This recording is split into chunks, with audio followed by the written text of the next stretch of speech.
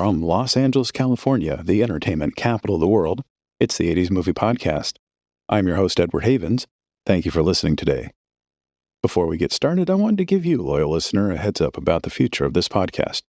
As you may or may not be aware, my wife is 24 weeks pregnant with our first daughter. She's due to be born in late February, and when she is born, I will be taking an 8-week hiatus from the show, as I will be the one making sure both mother and child have their time they need to recover. So if you've not done so already, please make sure that you are following the show on the podcaster of your choice so you don't miss a new episode once I return. Now that we're done with that bit of housekeeping, let's get back to the show. On this episode, we visit an oldie, a goodie, and an obscurity from a decade that gave us many of each, but rarely all at the same time. We're talking about John Binder's only featured directing film, UFOria. As always, before we get to the movie, we need to get into the backstory. This story begins in Indianapolis in the late 1950s. Melvin Simon was a real estate developer based in Indianapolis who, after getting his start as a leasing agent for a rather new concept at the time called a shopping mall, he formed his own leasing company with his younger brother Herb. By 1967, Melvin Simon and Associates owned and operated more than 3 million square feet of space at a number of malls in Middle America by following a simple and successful strategy.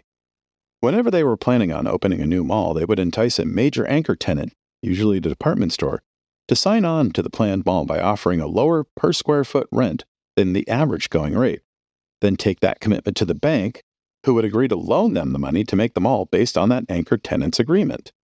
The Simon brothers, which now included older brother Fred, would have little to no personal money involved in the construction and would cover their costs on the anchor tenant by charging higher rents to the smaller tenants looking to get foot traffic from shoppers going to that anchor tenant once the mall opened. By 1976, Melvin Simon and Associates were operating several dozen malls all across the country, and he would notice that one of the more successful tenants in his malls were the 2 to 4 screen movie theaters typical of that time. He was the largest landlord for General Cinemas and United Artists Theaters then. While in Los Angeles checking up on some of his malls, Simon would get into a friendly game of golf with Harry Saltzman, a film producer who, with Cubby Broccoli, co-produced all of the Bond movies from Dr. No to The Man with the Golden Gun. On the greens, the two men would start talking about the film industry, when Saltzman mentioned that he was trying to finance a movie based on the popular toy line The Micronauts, but was short some of the funding. Simon agreed to cover the gap, and Saltzman put his British home up as collateral. The movie didn't get made, and Saltzman had to sell his house to cover Simon's investment, but the real estate magnate had been bitten by the movie-making bug.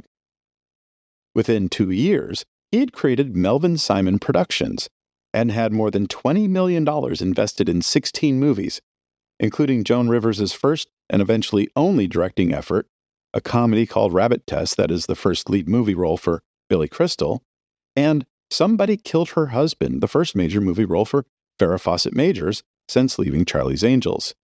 He also had a hand in making the Brooke Shields comedy Tilt, the George Hamilton comedy Love at First Bite, and When a Stranger Calls, the Carol Kane thriller that grossed nearly 14 times its $1.5 million budget just in America alone. Impressed with his early track record, 20th Century Fox would sign Melvin Simon Productions up to a 2-year deal worth $10 million in September of 1979. Some of the movies made under the deal would find different levels of success, including Richard Rush's The Stuntman, which will be getting an episode of its own in the future, the Tony Bill comedy My Bodyguard, and all 3 Porky's films. But there were a lot of failures within that deal, too. The Runner Stumbles, the final film from iconoclastic filmmaker Stanley Kramer, stumbled despite starring Dick Van Dyke in a rare dramatic role, as did Scavenger Hunt, a late 70s sort of remake of one of Kramer's biggest hits, It's a Mad, Mad, Mad, Mad World. No one cared about The Man with Bogart's Face, nor George Hamilton's follow-up to Love at First Bite, the unfortunate Zorro, the Gay Blade. The smallest of the films made under the Melvin Simon 20th Century Fox deal at the time was a sci-fi comedy called Escape. Escape had been written by John Binder, a 40-year-old screenwriter who had just seen his first produced screenplay, Honeysuckle Rose, become a hit at Warner Brothers with Willie Nelson. Binder had another script, Endangered Species, written with director Alan Rudolph, that was about to go into production at MGM. And he was looking to make his directing debut himself.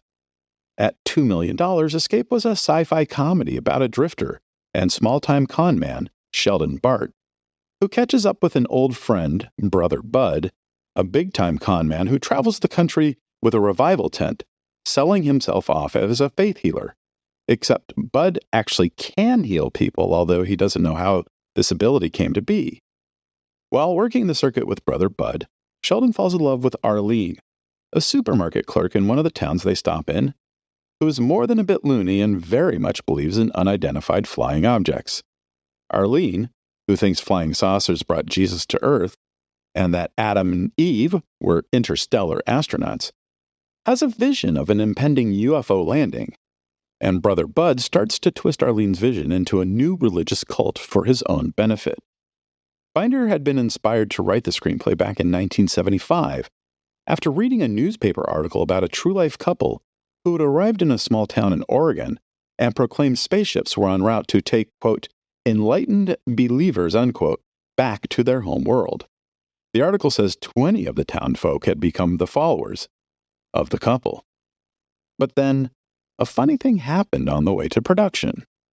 Cindy Williams, one of the two leads in the very popular ABC TV sitcom Laverne and Shirley, got a hold of the script and contacted the filmmaker about playing Arlene.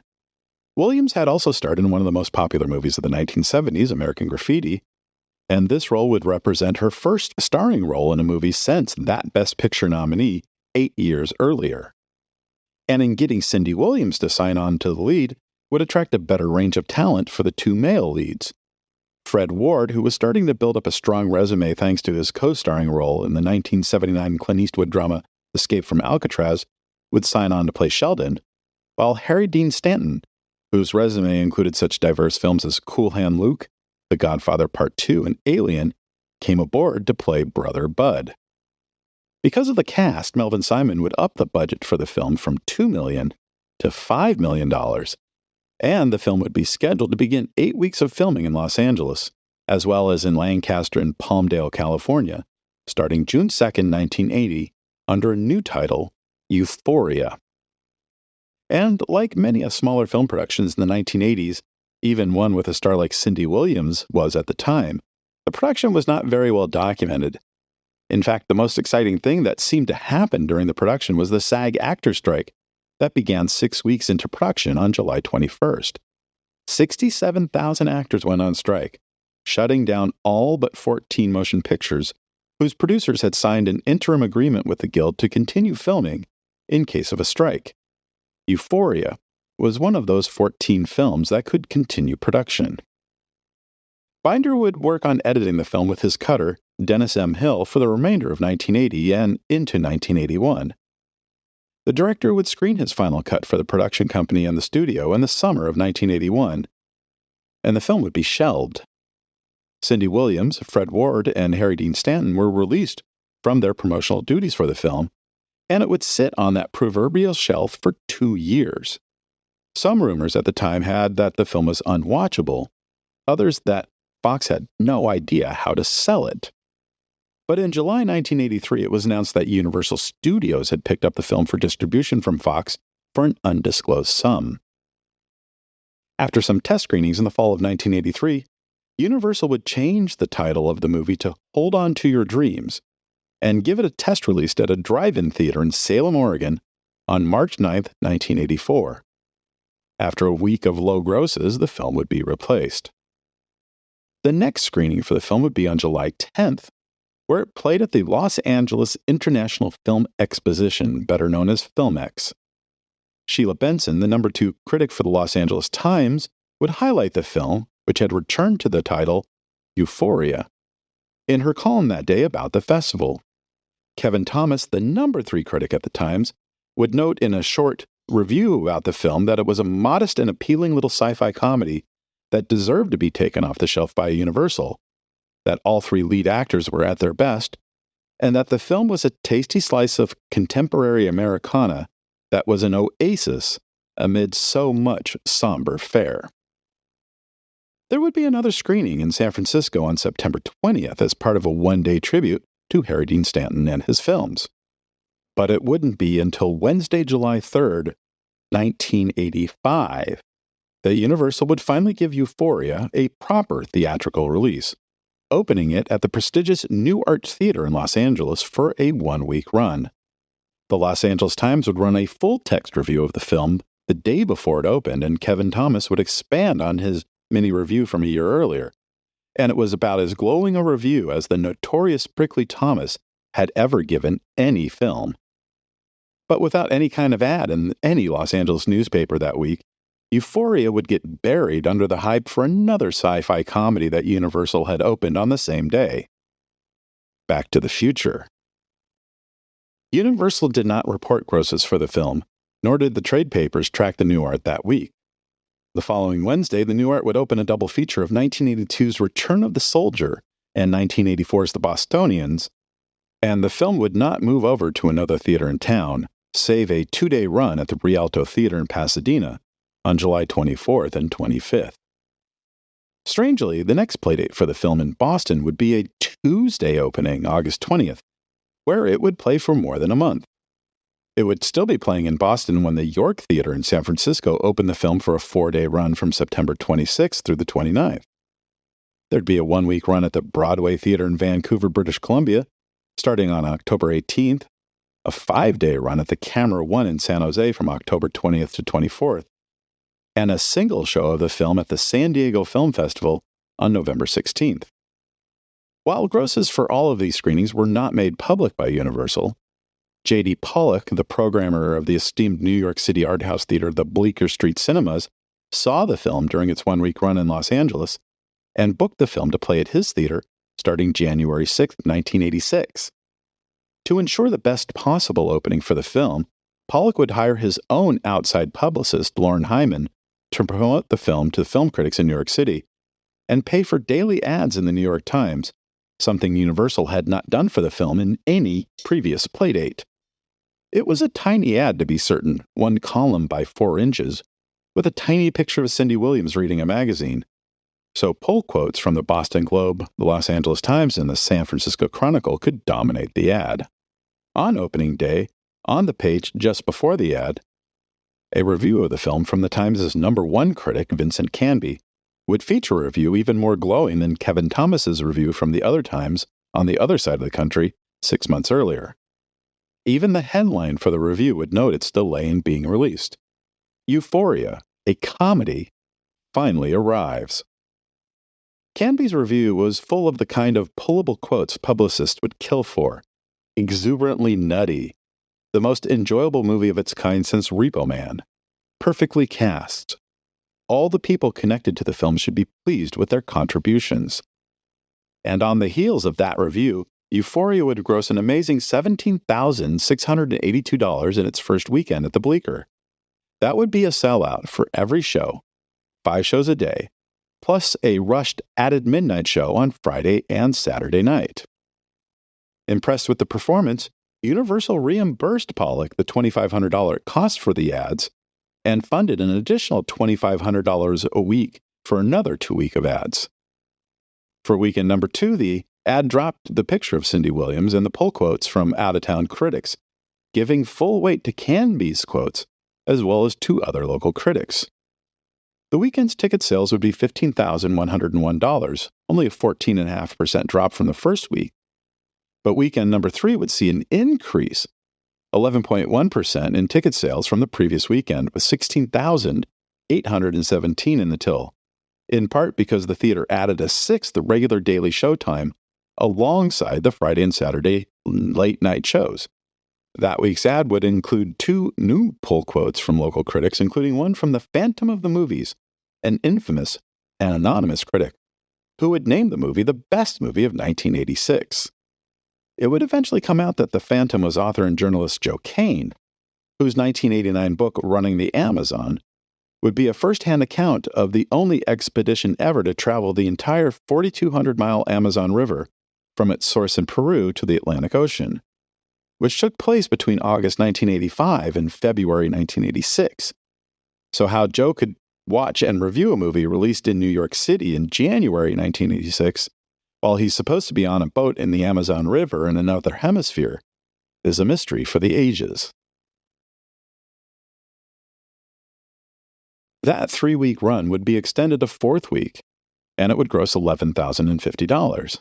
That was good enough to get the film a 5th week, and a $9,000 gross would be good enough to get it a 6th week. All the while, Universal continued to support the film with ads in the paper, although by week 5, it would shrink to 1 column by 2 inches, just enough to list the title, the theater, and the showtimes.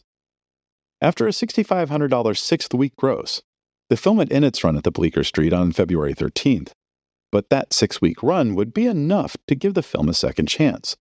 Much like how the unexpected successful run of Repo Man in New York City 2 years earlier gave Universal the confidence to give that film a second chance. While finishing its final week in New York City, UFOria would open at my beloved Nickelodeon Theater in Santa Cruz on February 7th. But that's not where I saw it. I was still living in Los Angeles in February 1986 and wouldn't return to Santa Cruz until mid-June. The film would play at the Nick for 2 weeks. The following weekend, on Valentine's Day 1986, the film would make its return trip to Los Angeles, opening at 2 of the more prestigious theaters in town, the Man Westwood 4 and my beloved Cineplex Beverly Center 13. That's where I saw UFOria. And while I don't believe in UFOs, I found the film to be funny, charming, and a joy to watch. Supported by a 3rd-page ad with pull quotes exclusively from New York critics, the film would gross a decent $8,800 at the Beverly Center and a not-so-great $5,957 in Westwood. In week 2, the sales at the Beverly Center would drop to $4,000, while in Westwood it would fall to $3,000, but to be fair, Westwood cut down the showtimes from 5 shows a day to 2. In its 3rd week, the film would be gone from Westwood, but the Beverly Center would see a miraculous 90% increase in grosses to $9,000. Despite the fact that it was only playing in 1 theater, Universal supported the film with a display ad in the Times that was equal in size to their ad for Terry Gilliam's Brazil, which had been nominated for 2 Academy Awards the previous week. UFOria would continue to play at the Beverly Center until May 1st, its longest single play date at any theater. The film would also play in Boston and Miami starting February 21st, Madison, Wisconsin, Palo Alto, and San Francisco on February 28th, and in Austin on March 14th. Remember, at this point of our story, the movie had been given its first theatrical release 2 years earlier this very week. And it was this weekend of March 14th, 1986, that Siskel and Ebert would review UFOria on their nationally syndicated show at the movies. Or at least, they were supposed to. In newspapers all across the country, readers of the local television guides were told that Siskel and Ebert was going to be reviewing the Glenda Jackson-Ben Kingsley romantic drama Turtle Diary, the Walter Hill film Crossroads with Ralph Macchio, and UFOria. Except instead of UFOria, they reviewed Salvador and Smooth Talk. The film would continue to open in more markets nationwide. Philadelphia on March 28th, Atlanta on April 11th, Pittsburgh on April 18th, Chicago and Phoenix on April 25th, Denver on May 2nd, Salt Lake City on May 23rd, Atlanta and Green Bay on June 13th, Buffalo on June 27th, Lansing, Michigan, and Rochester, New York on July 11th, Sacramento on July 18th, St. Louis on July 25th, and Baltimore on August 1st. And now some theaters would get crazy with their bookings. One theater in San Francisco paired UFOria with Repo Man for a return run in early August. Another theater in Cincinnati would sandwich it in between a late afternoon show of Brazil and a midnight show of The Toxic Avenger. And in newspapers all across the country, readers of the local television guides were told that Siskel and Ebert were going to review the Anthony Michael Hall drama Out of Bounds, the Helen Shaver lesbian romance drama Desert Hearts, and UFOria on the weekend of August 1st. Except instead of UFO, they reviewed Belisaire the Cajun and Heartburn. Siskel and Ebert would never review UFOria on their show, although Ebert did give the film 4 stars in his April 25th review for the Chicago Sun-Times. My favorite part of his review reads as such: This is one of those movies in which you walk in not expecting much, and then something great happens, and you laugh, and you start paying more attention, and then you realize that a lot of great things are happening, and this is one of those rare movies that really has it. UFOria is not just another witless Hollywood laugh machine, but a movie with intelligence and a sly, sardonic sense of humor. You don't have to shut down half of your brain in order to endure it. By August, the film would start reappearing in markets it already played in, often paired with Repo Man and/or other seemingly fitting movies. At the UC Theater in Berkeley, it would play the weekend of August 8th, paired with Repo Man and a midnight show of Stop Making Sense. In Lexington, Kentucky, it would be paired with Martin Scorsese's After Hours. In Louisville, it'd be UFOria with Pink Floyd The Wall. In Rochester, New York, it would be UFOria with the British UFO comedy Morons from Outer Space. By September, most of the American playdates were done and the film started to make its way through Canada. And just after Thanksgiving, the film would start to appear on the Cinemax cable channel. In early 1987, the film was released on VHS by Universal Home Video, and that's about the last time the film would have any kind of public release, but we'll get there in a moment. Universal never publicly announced any grosses for the film, certainly an oddity for a studio-released film, and it never grossed enough after April 9th to appear on the Variety Top 50 chart.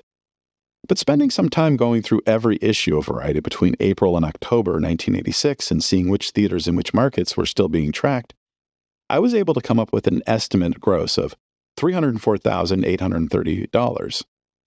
Considering the number of theaters that were never tracked, I would presume the real gross is more about $500,000. Which, to be honest, is not bad for a film that literally died twice in its first 8 months of release. As I mentioned a moment ago, UFOria has never been released on DVD or Blu-ray, and has never appeared on any streaming service. And there is a somewhat legitimate reason why. Back in the early 1980s, when UFOria was made, filmmakers and studios didn't consider much about the post-theatrical life of a film. Cable wasn't that big yet, and the VCR revolution was still in its infancy. So rights to things like song licenses were only negotiated to cover the movie up to a certain point. There are songs in UFOria that are written by and/or produced by artists like Emmylou Harris, Waylon Jennings, Brenda Lee, Roger Miller, John Prine, and Hank Williams Jr. More than one song in the film was only licensed for theatrical release, so when it came to releasing the movie on VHS and cable television, the studio could not reacquire those rights from the artists in question. Director John Binder and the studio had to work together to either find new songs to put on the home video release, or get other artists to perform the songs, since one can get a synchronization license from the copyright owner of a song without getting a master use license from the specific recording for that song.